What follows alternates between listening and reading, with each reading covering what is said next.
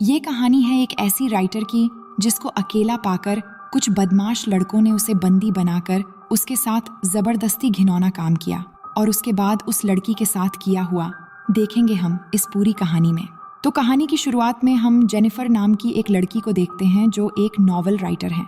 अब क्योंकि वो एक राइटर है इसलिए वो शहर से दूर एक लोकल इलाके में रहने जाने वाली थी ताकि वहां पे वो अपनी नॉवल कंप्लीट कर सके। इसलिए पहले वो एक स्टोर में जाके अर्ल नाम के एक बंदे से मिलती है ताकि उससे अपनी कैबिन की चाबी ले सके। क्योंकि अर्ल उस कैबिन का ऑनर है इसलिए वो जेनिफर को कैबिन की चाबी देता है और वहां पे जाने का रास्ता बताता है।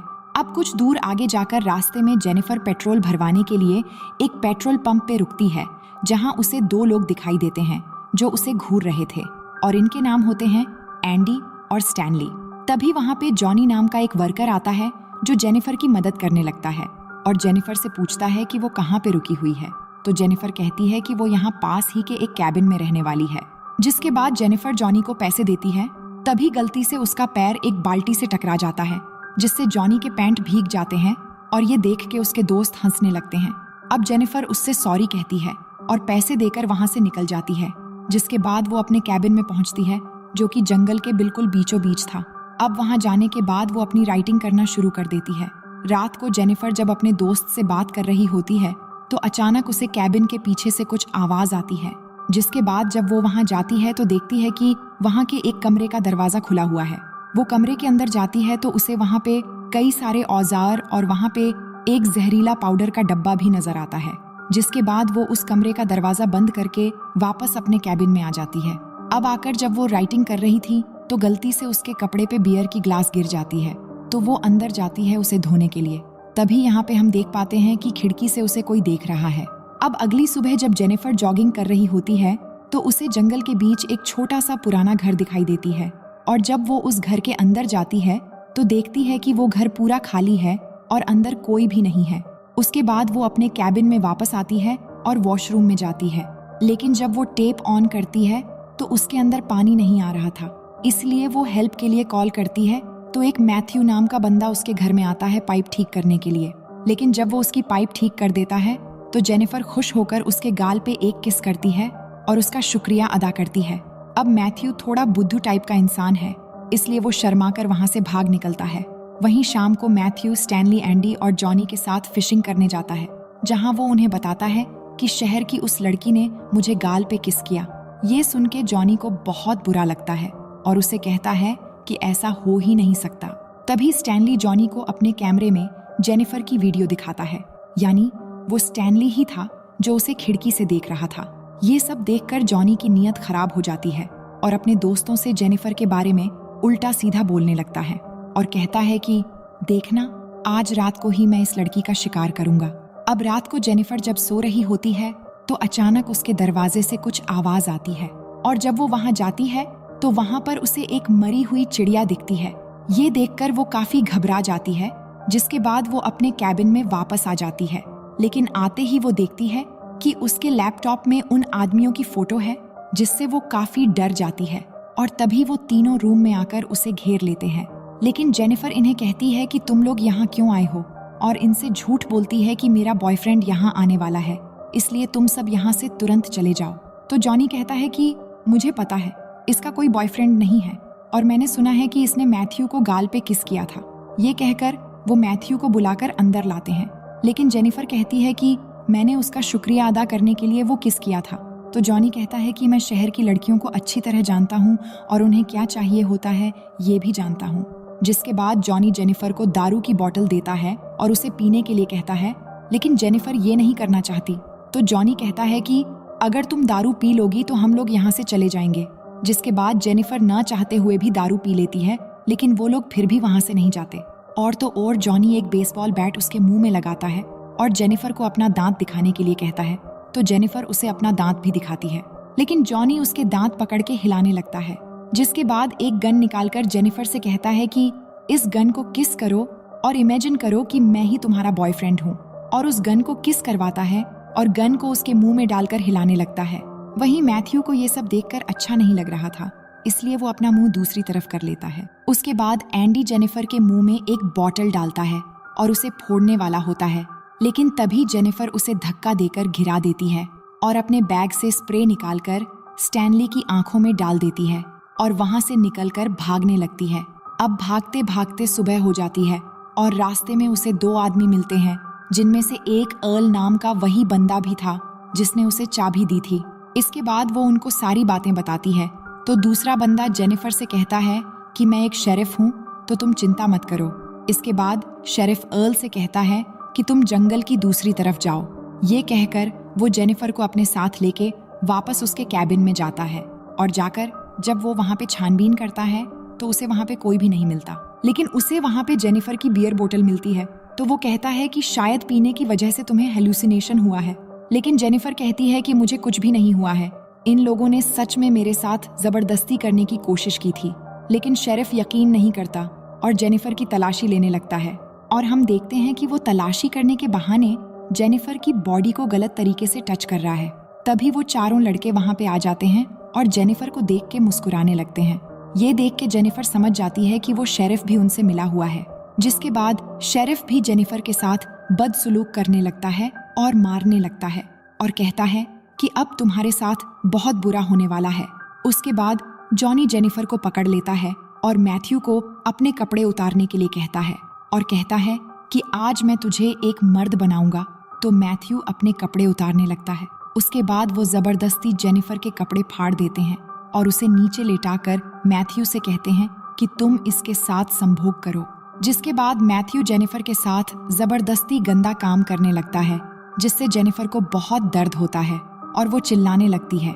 तभी शेरिफ के घर से उसकी बेटी एंजल का कॉल आता है, जिस पर उसकी बेटी कहती है कि आज वो घर पे जल्दी आए, जिससे शेरिफ अपने बेटी से वादा करता है कि आज वो जल्दी घर वापस आ जाएगा। उसके बाद वो लोग जेनिफर को छोड़ के वहाँ से चले जाते हैं। अब उनके जाने के बाद जेनिफर किसी तरह उठकर बिना कपड़ों के हालत में वहाँ से बाहर निकलकर जाने लगती है, लेकिन कुछ दूर आगे जाने पर वो पांचों फिर से उसके सामने आकर घेर लेते हैं, क्योंकि अभी भी उनका मन नहीं भरा था। जिसके बाद वो फिर से उसे पकड़कर जमीन पर लेटा देते हैं और एंडी जेनिफर के मुंह को पानी में डुबोने लगता है और इस बार शेरिफ अपने कपड़े उतारकर जेनिफर के साथ जबरदस्ती करने लगता है, जिससे जेनिफर दर्द से जोर जोर से चिल्लाती है। लेकिन वो दरिंदे एक एक करके सभी उसके साथ संभोग करने लगते हैं और जब उनका मन भर जाता है तो वो उसे छोड़ देते हैं। इसके बाद जेनिफर किसी तरह उठकर वहां से जाने लगती है और इतना जुल्म सहने के बाद वो पूरी तरह पागल सी हो गई थी। फिर जब वो एक पुल के पास पहुंचती है तो वो पांचों फिर से उसे मारने के लिए वहां आ जाते हैं, लेकिन तभी जेनिफर पानी में कूद जाती है। जिसके बाद जब वो पांचों पानी में देखते हैं तो उन्हें जेनिफर कहीं भी नजर नहीं आती, इसलिए वो घंटों तक उसकी बॉडी के ऊपर आने का इंतजार करते हैं, लेकिन जेनिफर की बॉडी ऊपर नहीं आती। शेरिफ ये देखकर उन सभी से कहता है कि तुम्हें जेनिफर पर नजर रखनी होगी, अगर वो यहाँ से भाग गई तो हम सब मुसीबत में पड़ सकते हैं। फिर वो जेनिफर के सभी चीजों को जला देते हैं ताकि कोई सबूत न बचे। अब रात को शेरिफ अपने घर आता है और अंदर जाकर अपनी बेटी से मिलता है, जहाँ उसकी बेटी उसे सरप्राइज देती है कि वो ऑनर्स प्रोग्राम के लिए सिलेक्ट हो गई है। फिर अगले दिन शेरिफ अर्ल के पास जाता है और उसे उसकी केविन की चाबी लौटा देता है। तभी अर्ल उसे पूछता है कि क्या वो लड़की यहाँ से चली गई, जिस पर वो कहता है कि हाँ, वो लड़की चली गई। अब अगले सीन में हम देखते हैं कि ये सभी अभी भी जेनिफर को ढूंढ रहे हैं, लेकिन उन्हें वो कहीं नहीं मिलती और वही मैथ्यू ने जेनिफर के साथ जो अत्याचार किया था, ये सब सोचकर उसे काफी गिल्टी फील हो रहा था। अब एक दिन अर्ल शेरिफ को कॉल करता है और कहता है कि उसे जेनिफर की बहन का कॉल आया था, जो कह रही थी कि जेनिफर अभी तक वापस क्यों नहीं आई, तो क्या तुमने उसके साथ कुछ गलत तो नहीं किया। इस पर शेरिफ कहता है कि नहीं, ऐसा कुछ भी नहीं हुआ, वो बस वहां से चली गई। अब अगली सुबह स्टैनली भागते हुए एंडी और जॉनी के पास आता है और उन्हें बताता है कि उसका कैमरा चोरी हो गया है और उस कैमरे में जेनिफर की वो सारी वीडियो क्लिप थी। ये सुनकर जॉनी स्टैनली को मारने लगता है और कहता है कि तुम्हें वो सब रिकॉर्ड करने की क्या जरूरत थी। अब रात को जॉनी जब अपने घर में होता है तो उसे अपने दरवाजे पर कुछ आवाज आती है और जब वो वहां जाता है तो उसके दरवाजे पर एक मरी हुई चिड़िया मिलती है, जिसे देखकर वो सोचता है कि शायद स्टैनली और एंडी उसके साथ प्रैंक कर रहे हैं। लेकिन उसे फिर से वही आवाज सुनाई देती है और वहां जाने पर उसे जेनिफर की एक चप्पल मिलती है, जिसे देखकर वो काफी घबरा जाता है। तभी उसे झाड़ियों में से एक और आवाज सुनाई देती है और आगे जाने पर उसे मैथ्यू के हाथ के रबर बैंड्स मिलते हैं, जिससे उसे लगता है कि मैथ्यू ही ये सब कर रहा है। अब अगले दिन हम शेरिफ को अपने घर आता हुआ देखते हैं, जहां उसकी वाइफ एक गिफ्ट देकर उसे कहती है कि किसी ने तुम्हारे लिए ये भेजा है, जिसके अंदर एक कैसेट भी है। अब शेरिफ जब उस कैसेट को हाथ में लेकर देखता है तो वो काफी डर जाता है और उन लड़कों के पास जाता है, जहां जाकर वो स्टैनली को पीटने लगता है और कहता है कि तुम्हें वो वीडियो रिकॉर्ड करने की क्या जरूरत थी। तभी जॉनी कहता है कि कल रात को मुझे भी कोई परेशान कर रहा था और मुझे पता है कि ये सब मैथ्यू ही कर रहा है, क्योंकि उसे जेनिफर की मौत से गिल्टी फील हो रहा है, इसलिए वो हमें डराना चाहता है। फिर शेरिफ उन्हें मैथ्यू को ढूंढ कर लाने के लिए कहता है और वो खुद अर्ल के पास जाता है और उसे शूट करके मार देता है, क्योंकि अर्ल को भी उन पर शक हो गया था। इधर मैथ्यू जेनिफर के घर के बाहर बैठकर गिल्टी फील कर रहा था। तभी उसे जेनिफर की आवाज सुनाई देती है, जिससे वो ऊपर जाता है तो उसके सामने जेनिफर एक सोफे पर बैठी हुई थी। फिर वो उसे अपने पास बुलाती है और कहती है कि मुझे पता है कि तुम गिल्टी फील कर रहे हो। तभी मैथ्यू जेनिफर से माफी मांगने लगता है और कहता है कि मैंने जानबूझकर तुम्हारे साथ ऐसा नहीं किया था, लेकिन जेनिफर उसके गले में एक रस्सी डालकर जोर से कसने लगती है, जिससे मैथ्यू बेहोश हो जाता है। वहीं एंडी और स्टैनली मैथ्यू को ढूंढ रहे होते हैं और ढूंढते ढूंढते एंडी एक सुनसान घर के अंदर जाता है, जहां पर उसे एक गद्दा दिखता है। वहीं इधर स्टैनली के सामने जेनिफर आ जाती है, जिसे देखकर जब वो उसे मारने के लिए आगे बढ़ता है तो उसका पैर एक ट्रैप में फंस जाता है, जिससे वो चिल्लाकर एंडी को बुलाने लगता है। और जब एंडी वहां पर आता है तभी जेनिफर पीछे से आकर एंडी पर अटैक कर देती है और फिर स्टैनली के भी सर पर मार देती है, जिससे वो बेहोश हो जाते हैं। अब एंडी की जब आंख खुलती है तो वो खुद को लकड़ी के सहारे एक बाथ टब पर लेटा हुआ पाता है। तभी जेनिफर वाटर ऑन करके उस टब को भरने लगती है। इधर स्टैनली को भी उसने एक पेड़ से बांध रखा होता है और उसे चूहा खिलाते हुए उसका वीडियो बनाने लगती है और उसकी आईब्रो पर फिशिंग हुक लगाकर उस धागे को पेड़ से बांध देती है, जिससे वो अपनी आंखें न झपका पाए। फिर वो एंडी के पास जाती है, यानी जेनिफर दोनों को एक साथ मार रही है और दोनों आसपास ही हैं। अब जेनिफर एंडी के पास आती है, लेकिन एंडी उससे माफी मांगने लगता है।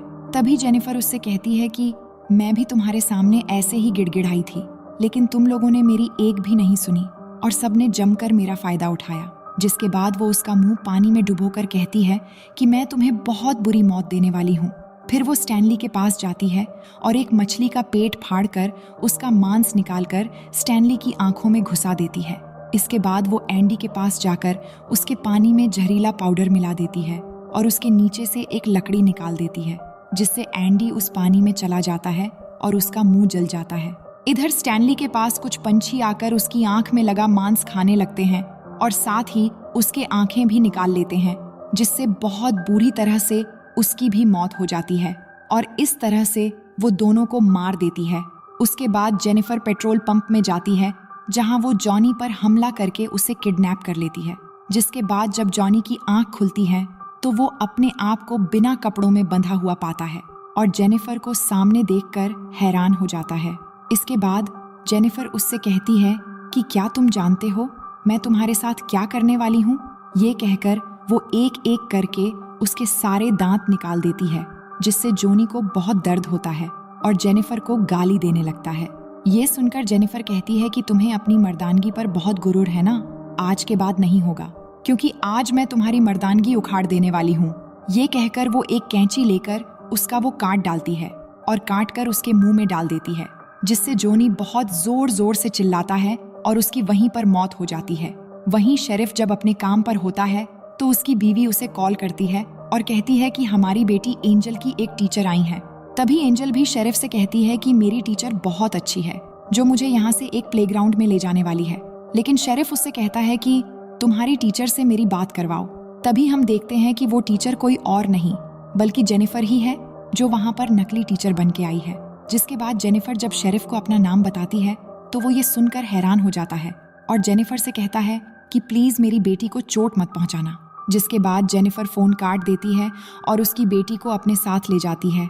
और जब शेरिफ घर पहुंचता है और उसकी बीवी उसे बताती है कि उसकी टीचर उसे प्लेग्राउंड में लेकर गई है, जिसके बाद शेरिफ जल्दी से प्लेग्राउंड में पहुंचता है और अपनी बेटी को ढूंढने लगता है। लेकिन वहां पर उसकी बेटी उसे नहीं मिलती, जिससे वो फिर से कार लेकर वहां से जाने वाला होता है। लेकिन तभी जेनिफर पीछे से उस पर हमला कर देती है और उसे अपने साथ ले जाती है। और जब शेरिफ की आंखें खुलती हैं तो वो खुद को बंधा पाता है और उसके बैक साइड में जेनिफर ने उसकी शॉर्ट गन डाली हुई होती है। जिसके बाद शेरिफ दर्द से जूझते हुए जेनिफर से कहता है कि प्लीज मुझे मत मारो और यहाँ से जाने दो। तभी जेनिफर उस शॉर्ट गन को और अंदर बार बार डालने लगती है और कहती है कि मुझे भी ठीक ऐसा ही लगा था जब तुम सब ने दरिंदे की तरह मेरे साथ जबरदस्ती कर रहे थे। तभी शेरिफ उससे पूछता है कि तुमने मेरी बेटी के साथ क्या किया। तो जेनिफर कहती है कि तुम्हारी बेटी तो काफी जवान और खूबसूरत है, अगर कोई उसके साथ जबरदस्ती करे तो उसे कैसा लगेगा। तभी शेरिफ कहता है कि जो मेरी बेटी के साथ ऐसा करेगा मैं उसे जान से मार डालूंगा। तभी जेनिफर कहती है कि मैं भी ठीक वैसी सजा तुम्हें देने वाली हूँ, क्योंकि तुमने भी किसी की बेटी के साथ ऐसा ही किया था। जिसके बाद जेनिफर उस शॉटगन की ट्रिगर में एक रस्सी डालती है और उस रस्सी को टाइट करके उसका दूसरा मोड़ मैथ्यू के हाथ में बांध देती है, जो बिल्कुल शेरिफ के सामने बेहोश पड़ा हुआ था। जिसके बाद वो शेरिफ से कहती है कि जब मैथ्यू को होश आएगा तो तुम दोनों मारे जाओगे। ये कहकर वो बाहर जाकर बैठ जाती है। जिसके बाद मैथ्यू को होश आ जाता है, जो शेरिफ को देख के हैरान हो जाता है। तभी शेरिफ उससे कहता है कि बिल्कुल भी मत हिलना, लेकिन मैथ्यू अपना हाथ हिला देता है जिससे वो गन चल जाती है और गन से निकला हुआ गोली शेरिफ के पीछे से चीरता हुआ आकर सामने मैथ्यू को लग जाती है, जिससे शेरिफ और मैथ्यू दोनों की वहीं पर मौत हो जाती है। फिर हम जेनिफर को देखते हैं, जो इन सभी दरिंदों को बुरी तरह से मौत देकर अपना बदला लेने के बाद बहुत खुश थी। और इसी सीन को दिखाते हुए ये कहानी यहीं पर ख़त्म हो जाती है। तो दोस्तों, इस मूवी का पार्ट 2 देखने के लिए आप हमें कमेंट करके बता सकते हैं। और आपने अगर यहाँ तक वीडियो देख लिया तो बेहद शुक्रिया। बाकी हम मिलते हैं एक और नई कहानी के साथ।